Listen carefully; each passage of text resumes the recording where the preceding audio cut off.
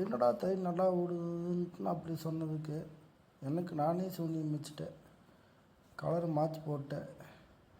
சந்தன கலர் போடுறதுக்கு நீல கலர் போட்டு விட்டேன்.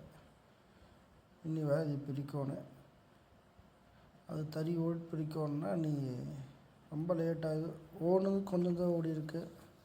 இதுதான் பாருங்கள், நீ அந்த தறி மறுபடியும் அதை பிரித்து நீ ஓட்டி விட்றக்கு 1/2 மணி நேரத்துக்கு மேலே ஆயிடும். எப்பயும் பொறுமையாக வேலை செய்யணும். நமக்கு பொறுமைங்கிறதே கிடையாது. எடுத்தன் கவுத்தன் பண்ணால் அப்புறம் இப்படி தான்.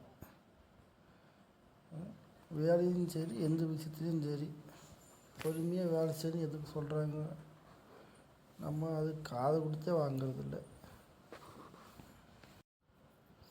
வேட்டியோட முதல் குறியாக போச்சு. வேறு வழியில் பிரித்தே தான் ஆகணும். சரி, நானும் பிரித்து விட்டு ஓட்டி விட்டு அப்புறம் வீடியோ போடுறேன்.